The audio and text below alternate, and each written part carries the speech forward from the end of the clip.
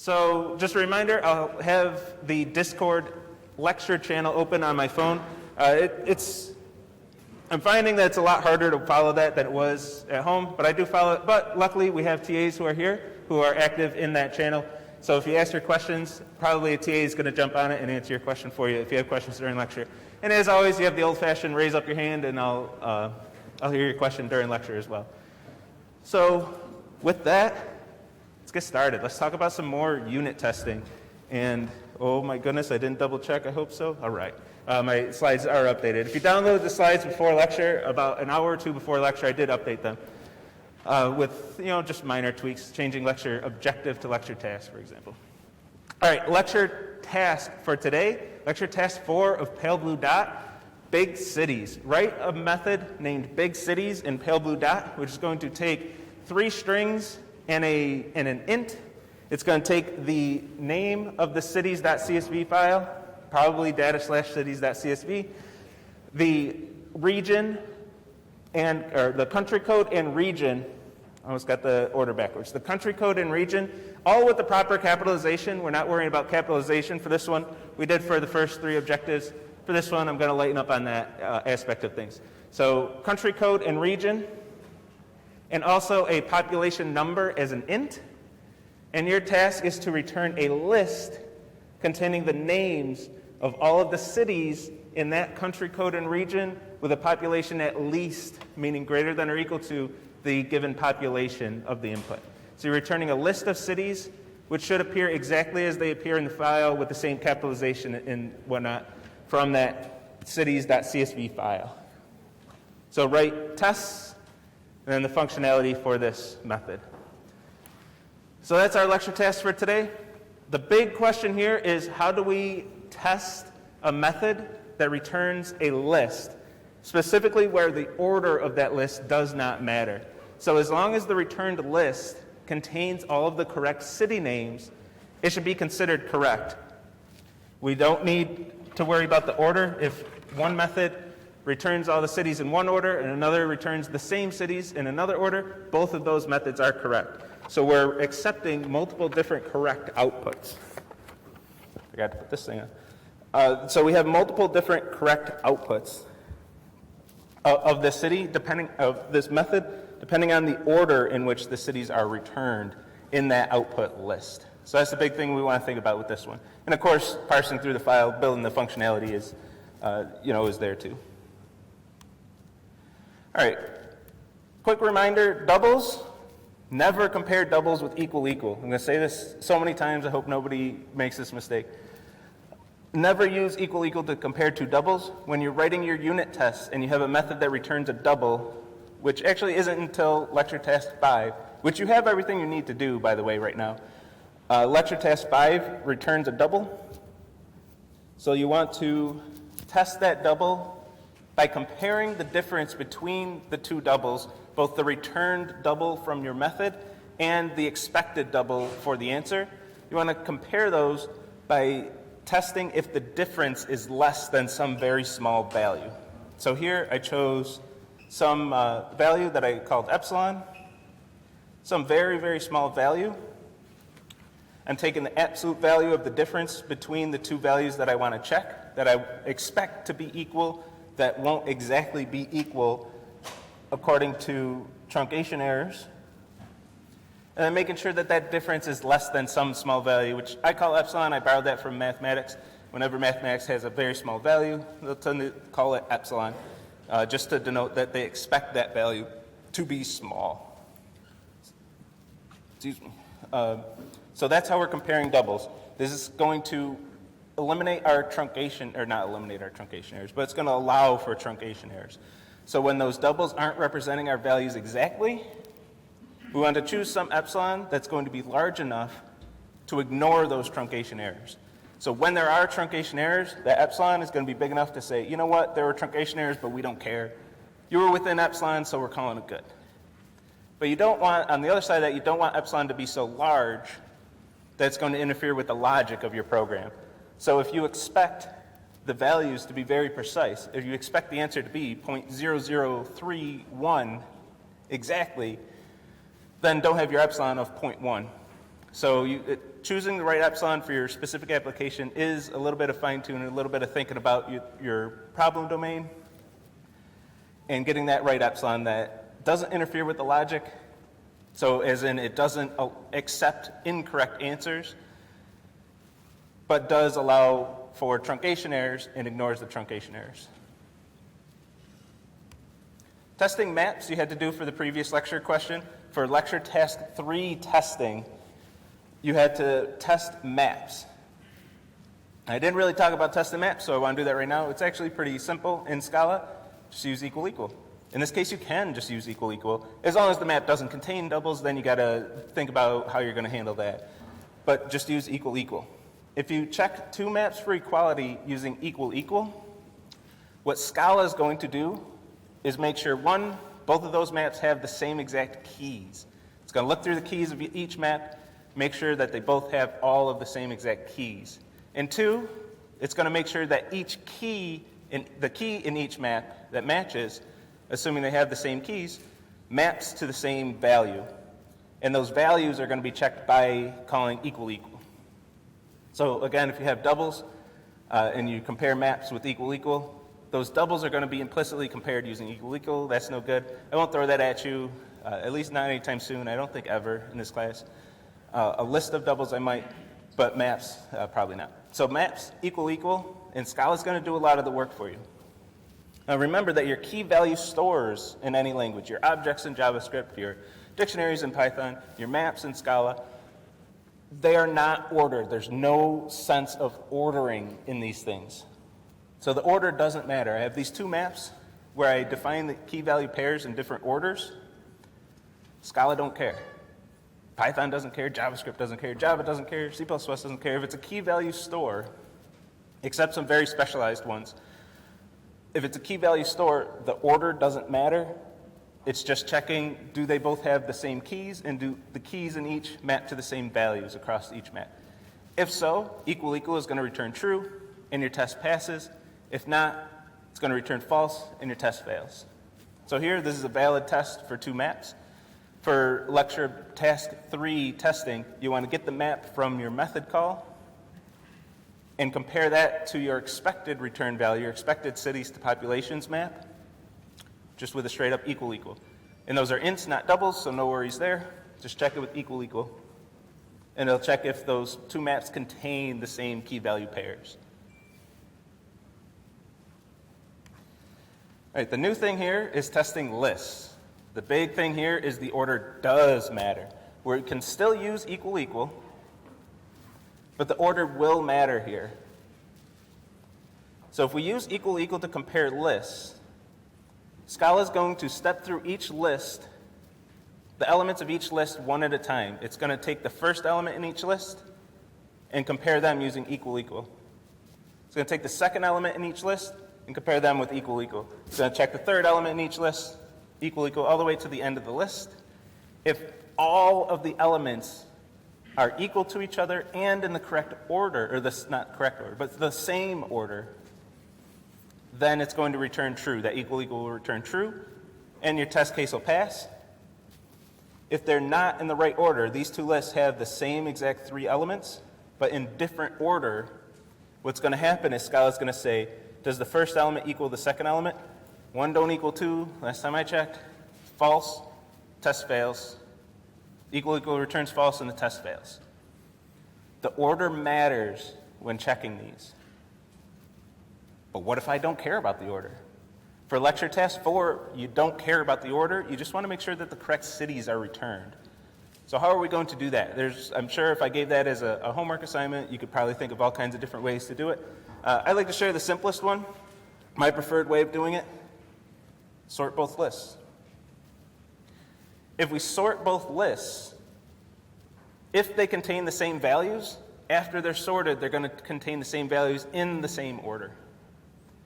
So instead of saying, here we need to accept, if our expected output of our test is a list containing the values 1, 2, and 3, we don't want to get into a trap where we're saying, if the output equaled the list 1, 2, 3, or it equaled 1, 3, 2, or it equaled 2, 1, 3, or it equaled 2, 3, 1, or it equaled 3, 1, 2, and I might as well do them all since I came this far, or it equals 3, 2, 1. We don't want to get into that because what happens when you have 5 elements and you're hard coding every single possible combination? That's a pain. Don't do that. I've seen it. I've seen plenty of students try to go down that path. Don't do it. Just sort both the things.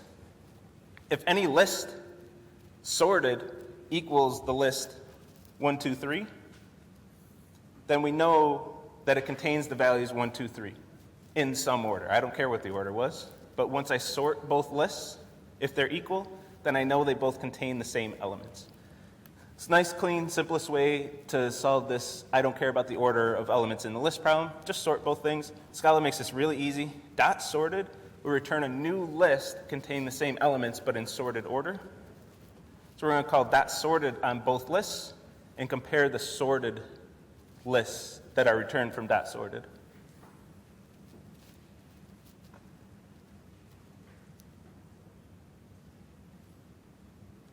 All right, any questions on those? That's all the slides I want to go to. We're going to jump to IntelliJ real early today and see some actual live tests. Question up there? Yeah, I was going to ask like, other methods of sorting. Like, How does dot sorted sort? It'll sort by the default sorting order of the value that you're sorting. So here I have integers, so it's going to sort in increasing order for integers by default. There are, we will talk about this later in the semester, but there are other methods, sort with and sort by, where you can specify a more specific ordering if you don't want the default ordering.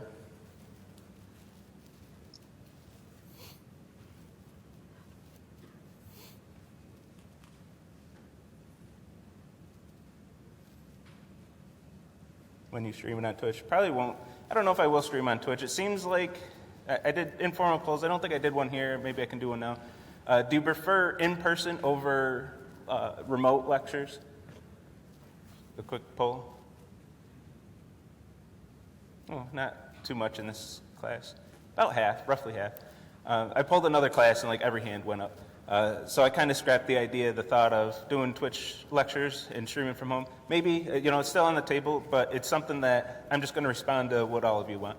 If, the majority or, a vast majority starts saying that they would prefer me to stream from home on Twitch, I might start doing that. But half of you put your hands up. It's probably not something I'm going to do.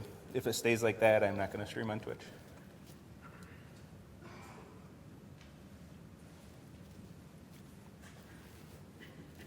All right, any other questions?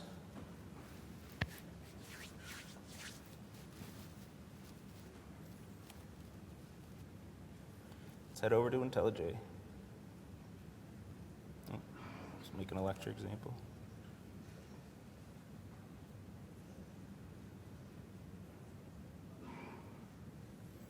When I cut Darkula code into the slides, it's, Darkula themed, so I switched to light mode to make the slides. All right, so let's take a look at some examples of testing. I want to talk about testing today. This one, I'll go through this as a pre-made examples, and for the next ones, I'm going to create the test cases. I actually have a bunch of test cases in the repo, but I deleted them for this lecture for is anagram and anagrams. We're going to see, and this one we already saw. We'll do those ones live. This one I just want to show you. Pre-made one, because I don't think I'll have time to live code all of them. Maybe I will, I don't know. But let's take a look at this %true. Just a quick reminder, this is that kind of silly method that took a string of values that are either true or false, separated by semicolons, and returned the percentage of the strings that were true versus the ones that are false. So let's take a look at how we would test such a method. We had, our one test that we did, kind of pseudo test where we ran main just like you would do in 115. We ran a main method with this string and expected it to print out 0.8. That's fine and good, but let's go to some proper unit testing and actually test this thing. So when we start testing, we don't need that anymore. The first thing we need to do is import our class, or import our object at this point. Import our object so we can call our code inside of our tests. We want to generate some test cases, call our method on our test cases, and make sure we get the expected output from those test cases. So somewhere in here, somewhere in each of your tests, you're going to want to call the method that you're testing. How are you going to test the method without calling it? Well, we're going to call it. That's how we're going to test it. So here in the string splitter object, I'm calling the compute%true method. So that's where we put this code. When I wrote this code, I have an object named string splitter and a method named compute%true. So for example, in your testing for pale blue dot, you're going to import pale blue dot. Then you're going to do pale blue dot dot big cities. Call that method, get the output, and then test if the output is what you expect. So with test%true, I'm importing string splitter with the full package name, calling that method on some input to get whatever my method outputted. That's what I'm testing. This is what I get from my method. I want to make sure that this is what it's supposed to be. And then I'm going to check if that's equal to whatever I expect it to be. So let's take a look at this setup. I did this very briefly at the end of last lecture. I showed you how to use a map to store some test cases. Or did I? Maybe that was a question after lecture. Anyway, I'm doing it right now, so if you didn't see it last time, you're seeing it now. What I like to do is create a map with all my test cases, just to keep my test cases nice and clean. I'm going to create a map where the keys of the map are the inputs that I'm testing, and the values of the map are my expected outputs. That's why what a correctly functioning method should return. So my first test case here is the one that we saw in lecture. 4 trues and a false. I better see 0.8 on that input. So I'm going to call compute%true on that input. I expect it to return 0.8. If I have true, false, false, I expect that to return 0.33333 and adding however many threes I feel is necessary according to my epsilon, which we'll look at in a minute. Checking the edge cases, 100% true and 100% false. Let's check those. And for thorough testing, I would want a lot more tests here. I would add more tests. If this were a lecture test, I would want a lot more than this, which let's add one at least. I would want something, so I don't have any, except for the one that's just false. I don't have one that starts with false. So, for example, if you had a method that always assumed for whatever reason that the first value was true, this test wouldn't catch that. So let's do one that starts with false, goes true, false, false, false, false, true, false, sure. And I didn't think about this when I did it. 1, 2, verse 2, 4, 6, 8, 25. So we can add test cases like that. I like setting up my code so it's that easy to add a new test case. I'm just thinking about the test case itself. I'm not thinking about any structure of my code. Then the rest of the code, I'm going to take this map and iterate over that map to run these actual test cases. So these test cases, it's a map. I'm going to iterate over the keys and values simultaneously like we saw in the data structures lecture. Scala gives us this really convenient way to iterate over keys and values at the same time. In this case, I am interested in both keys and values, so I'm going to use this syntax and just iterate over keys and values at the same time. So input, this is going to be my inputs, and expected output will be the mapping expected output for that input. For the input, all these strings, I'm going to call my method on that input and get what the method actually returned. This is what my method returned when it's called on that input. I'm going to store that in some value here, computed output. This is what my method that I'm testing actually computed. This is, in fact, it's usually called actual. You'll see that a lot in documentation. I called it computed output. I don't know. You call it whatever you want, but have it something meaningful that says this is what the method returned when I called it on this input. And then since this is a double, I'm not going to say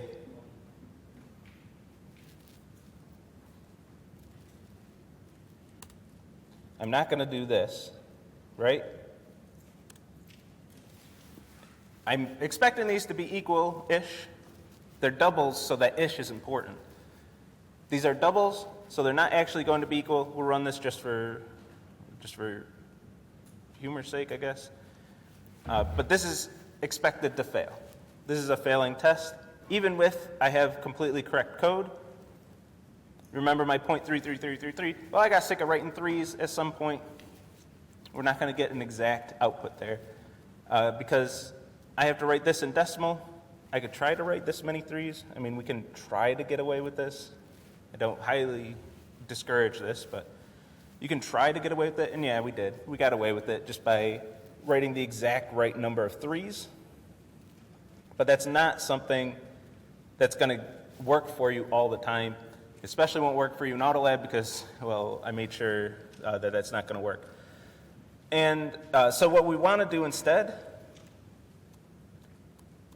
we're going to compare doubles the way we saw in the slides. I like writing this as a separate method, again, so it just doesn't clutter up my main code.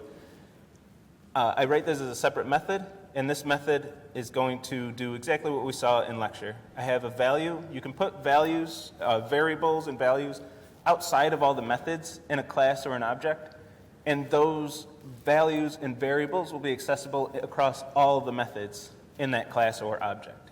So I'm going to take advantage of that. I'm going to put my epsilon outside of all that because this could be used in multiple places. I'm only using it once here, but I could use that epsilon in multiple different methods. So I'm putting it outside of the methods.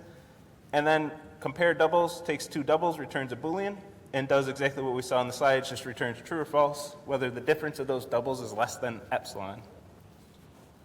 And then I'm choosing an epsilon that doesn't interfere with my logic, but is large enough to handle rounding errors. And in this case, this specific case, one of those rounding errors was introduced by me. I got sick of writing threes. Still a rounding error, I truncated those threes. So I made sure that this value isn't too small, that it's not going to handle this rounding error, this truncation here. So I have to choose that carefully, especially when I'm introducing more truncation than the computers are. And then when I run that, that still, of course, pass.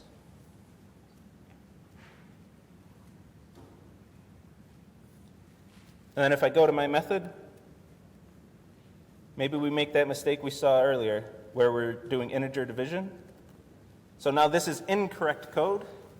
Whenever we have incorrect code, if our tests are testing what they're supposed to be testing, this incorrect code will fail these tests, or these tests will fail that code. So now test failed.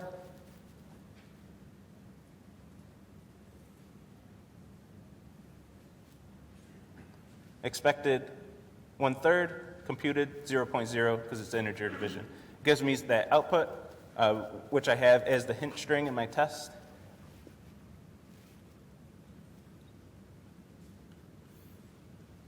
By the way,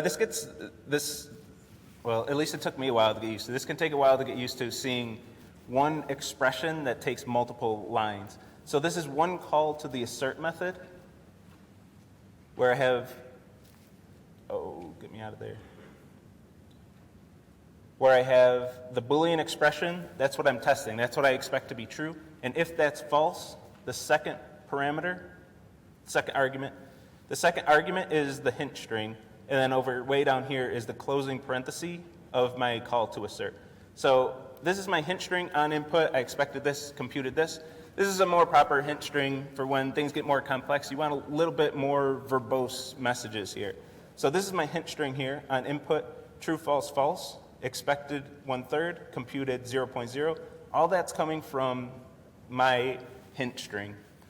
And since I'm not using equal here, I'm not going to get all that nice hint text that the library itself provides, like we saw last lecture.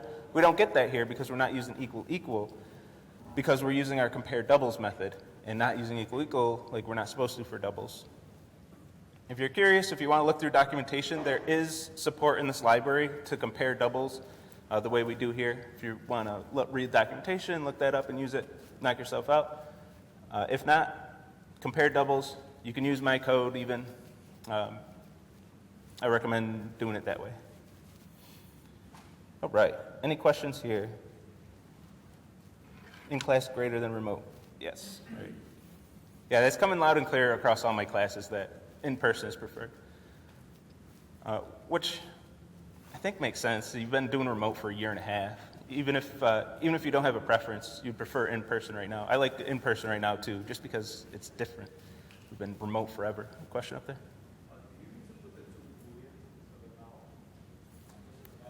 Do I need the two Booleans at the bottom? Where do you mean?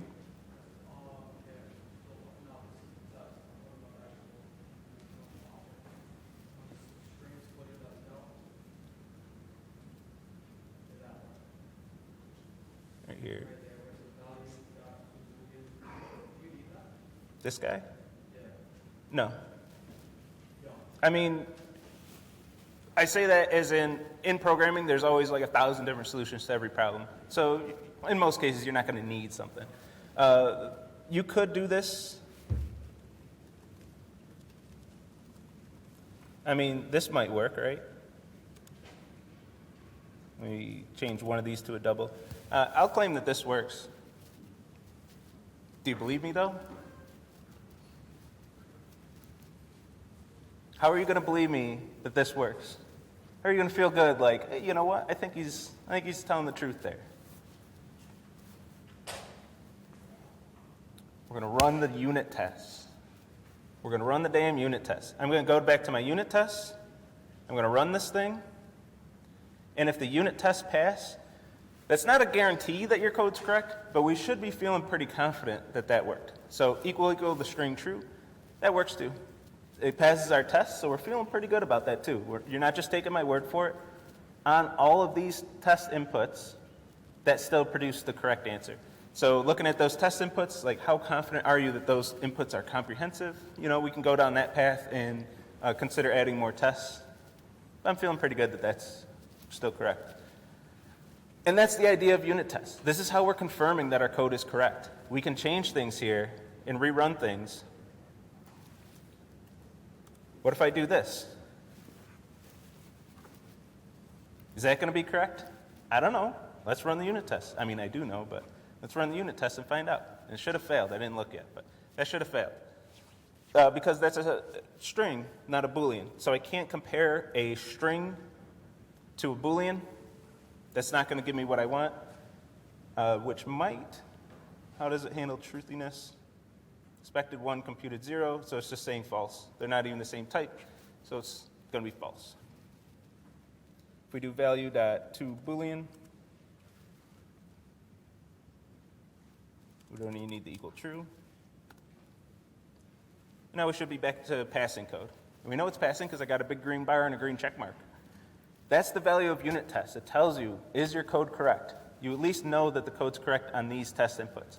So when you write your tests, and this is a term we'll bring up, we'll start introducing in this week's lab, is test-driven development. If we're writing our tests first, if I write these tests before I even start writing the code, when I do get to the point where I'm writing the code, I can keep running my tests. Once I write my code and I'm like, that looks pretty good, I'm going to run the test and then feel a lot more confident. If my test pass, I'm feeling like, yeah, this is good. I got a whole bunch of test cases. I'm confident that anything that passes those test cases is almost certainly correct. And at that point, you can submit to Autolab and see what Autolab says. And hopefully Autolab agrees and says, yeah, you got good tests, you got the right functionality, everything's looking good. You're good to go on this task. But to know, we're going to run the test. If you don't have tests, how do you know your code's right? And this is going to be, by the way, I think I mentioned this once before, but in office hours, if you don't have tests, if you're trying to jump right to the functionality, a perfectly legitimate and expected answer from myself or a TA is going to be, where are your tests, write tests, and then talk to me. We don't even want to talk to you if you don't even have tests. How do you know your code's right or wrong if you don't have tests? If you write the functionality and submit to Autolab, and Autolab is mad at you, and then you come to the TA is going to be mad at you too. Like Autolab's programmed to do that because that's what we want it to say. Write your tests. Write your tests, and ideally write your tests first. This is test-driven development. You write the tests, and that drives the development of the feature. And I feel weird even recommending it because it's not, I mean, I don't care that much if you do that or not, but it's something that saves you time. It saves you a ton of time. If you have especially a really complex technical, highly mathematical question that you have to write, like lecture task 5 is, you got this complex function that none of us understand. It has to do with polar coordinates and stuff. How are you going to know that that's correct? You're not going to freaking take a physics class to figure out if that's correct or not. No, you're going to code up some test cases, run it, and once the test cases pass, you're going to feel good about it and feel that it's correct. If you don't write the test cases, how are you going to know that that's correct? It's a crazy, complicated function. I mean, if you took a lot of physics, I'm sure you might look at it and be like, oh, that's a basic one. But, if you haven't taken that physics or forgot it a long time ago, like I have, it's been a long time since I've done polar coordinates, you're not going to understand all the trigonometry on that thing. So write unit tests. That's how you know your code is correct. It might seem like a little bit of a tangent, but that's like exactly the point of today's and last Friday's lecture.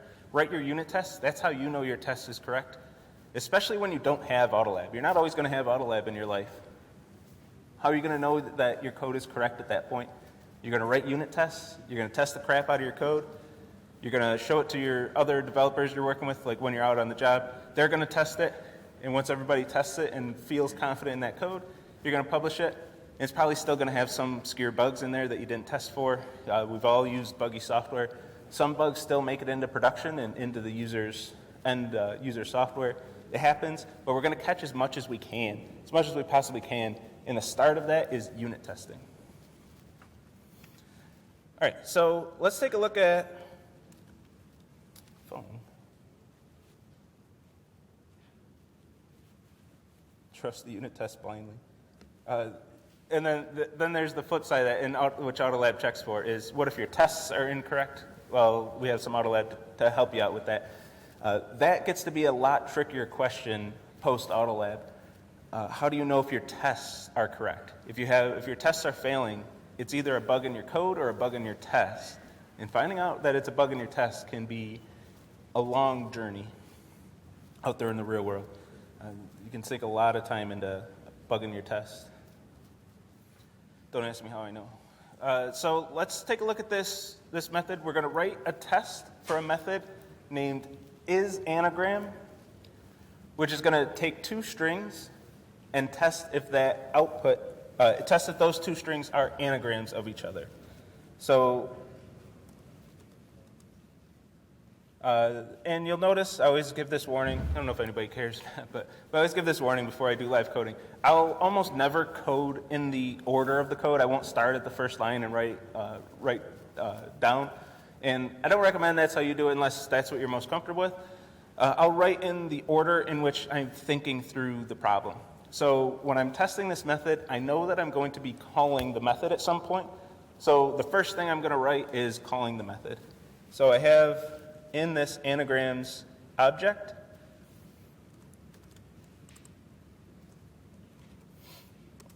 I have an isAnagram method. It's going to take two strings. I'm going to steal something from chat. Hi, Ryan. So an anagram is, if two words are an anagram of each other, that means that rearranging the letters is still going to be if you rearrange the letters of one, you can get to the other. Oh, man, I'm wording that wrong. If you take the first word and rearrange all the letters in it, you can arrive at the second word. Furthermore, we have a few more specs on this. Capitalization doesn't matter. So rearrange the words to form each other. Capitalization does not matter, and spaces do not matter. So if I have a capital R here for proper Ryan, but lowercase r over here, that should also be an anagram.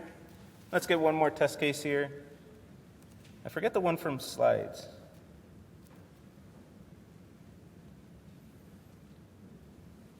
I don't know why I'm looking in chat like somebody would post it there. So I'm just going to do the boring thing. A, B, C, D, F.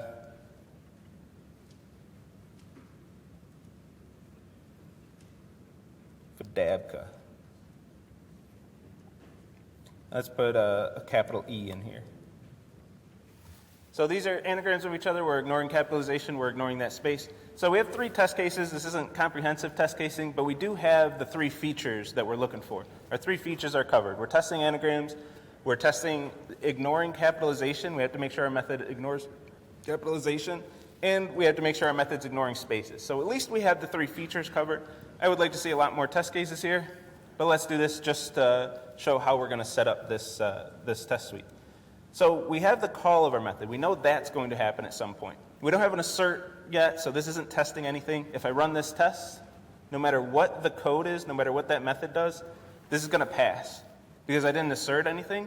So every assert that I have returned true because I have 0 asserts, so they all return true. So all the test cases passed here. But I want to set up some more structure here so it's easier to add more test cases. So I'm going to do the same thing we did before. Test cases in a map. I want to map the inputs to the outputs. It gets a little trickier because I have 2 inputs though. I have 2 inputs and the outputs are Booleans. So I know the outputs are Booleans, that one's easy. But I have 2 strings as inputs here. So what I'm going to do is make that a list of string. And welcome to nested data structures if you haven't seen this in 115. I'm going to have a map of lists of strings to Booleans as my map. And then I'm going to map. And this structure, by the way, is optional if you want to set up your test cases a different way. If you want to just hard code them all and say test case input 1A, test case input 1B, and name them like that, you know, I'm not going to stop you. But this is what I'd recommend if you want a little bit cleaner code. I'm going to map Ryan and Yanner to true. Those are anagrams. Oh, I don't have any false tests. This is horrible testing so far, which is good because that's why I'm doing live coding to show you. Oops. List should return true. And finally, my made up test case here.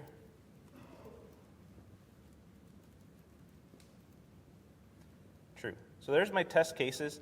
And now I want to iterate over those for input expected output in test cases.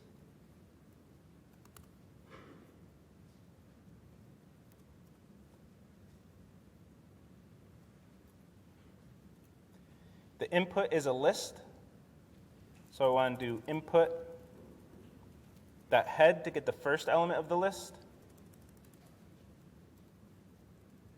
And input either .apply like I showed you in the slides, or the apply is optional. You can just do of 1 to get the second element of that list. Make sure this equal expected output. And I want to assert that. I'm going to skip the hint text for now. You would add some meaningful hint text and expand that a little bit if you want that. But that's, you know, I already belabored that point a little bit. There it is. I was hoping somebody would put it in chat. Let's duplicate that. And let's take the one from the slides. Astronomer and moon starer. It's actually an anagram. Those are anagrams of each other. Let me do a little trick just for a second. I think when I mute this, it might still go to the video. So if you're watching this on the video, you might still be seeing stuff, but you're not supposed to be seeing anything. Oh, where the hell's my code? Oh, this wasn't supposed to take this long. Okay. Sorry about that. All right, so we have our tests set up. I'm going to run this test. Remember, I can't use this. Actually, I can because I already ran this, can't I? But I'm going to make sure I'm running the right test. I'm going to go all the way up to the class. run this, and hope that my code is correct. And yay, I green barred. Are we feeling good that my code is correct now that it passed these tests? We got a basic test case, just rearranging the letters, but with one capital in there to making sure that I'm ignoring capitals. I got one with a space and a capital, and another where the output has a space, or the second input has a space instead of the first output, or the first input, and also some extra capitalization in there. So we got a lot of the test cases covered. How are we feeling about this? Without seeing my code, you haven't seen my code for the is anagram method yet. How confident are you that it's correct? I'm seeing some no. I kind of spoiled the answer a little earlier. But. So let's take a look at it. This is what I muted. I had to change my code because I forgot to change it. Just returns true for everything. Doesn't care about the inputs. It doesn't do anything at all. Just returns true. Absolutely incorrect. Completely incorrect, but it passes my tests because I don't have any negative test inputs. All of the test inputs are supposed to return true, which is good. Any proper code should return true on all these. But we don't have any negative test cases. We don't have any test cases that should return false.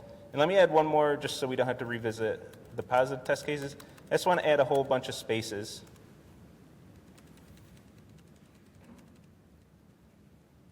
Just to be absolutely sure that we're handling spaces. All right, so we're going to have to get some negative test cases in here. Let's start with a really basic one, just like we did for the other ones. A, B, false. Those are not anagrams of each other. And then this is where we really want to start thinking, using our brains, and really creatively thinking about what could go wrong in a method. This is what my incorrect solutions are going to do on Autolab. I thought about what could go wrong and then wrote some solutions that do that wrong thing. We also want to think about this when we're writing our test cases. What can go wrong? What are the edge cases, we like to call them? What are the edge cases where things could go completely wrong in a method that's otherwise pretty correct? So BA is going to get rid of, at least now we're failing. At least now we're getting the really bad solution out of the way because we have at least one negative test input. But we want to think of something else. Maybe let's add some spaces to make sure the spaces aren't doing anything weird. Oops, that's a...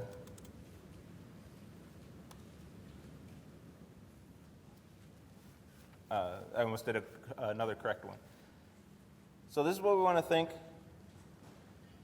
think about. I don't know if I just want to, I don't know, anybody want to shout out test cases? What else should we have to make sure that this is doing what it's supposed to be doing?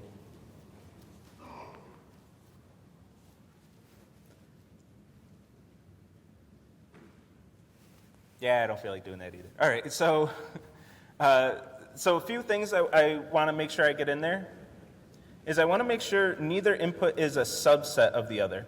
So say I have AB and ABC, ABC, and AB. I want to make sure that whoever wrote the method isn't just iterating through one string and making sure that all of the characters in one string appear in the other one and then saying, if it does, anagram, done. I want to make sure that whoever implemented this method didn't do that, or if I am implementing the method, I want to make sure that's not what happened there. Because that's one way that you might write the anagram method, is just iterate over one string. Is this character in that string? Is this character in that string? We don't want that. We don't want to allow that. That's an incorrect solution that somebody might do. So we want to make sure we have test cases that handle that, whether they're iterating over the first or second input. We want to make sure that we cover that in both aspects. The next one, and I'm going to do each one of these false ones in both directions. If I have AAA, let's just do two. AA and A, actually let's do it this way. Where we have duplicate values, this is another thing that can go wrong with the anagrams. If you have duplicate values if the method isn't handling those correctly, if it says, well, we got 2 A's over here and 3 A's over there, yeah, that's good. If the code isn't precise enough to make sure that it's handling duplicate values properly, that's something we're going to stumble upon. So that's something we want to test for. I might actually want the single to double as well. Oops. So those are some tricky cases that are very easily to make a mistake on. And oh man, we are at the end already.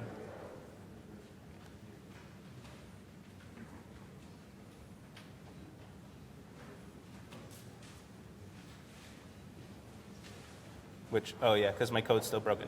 All right, I didn't realize we were so close to the end. So one quick reminder, when you're checking lists, when the order of the list doesn't matter, make sure you're sorting the lists before you're comparing them. Or else you're going to have that ordering matter, and that's going to fail your test cases. With that, I'll see everyone Wednesday.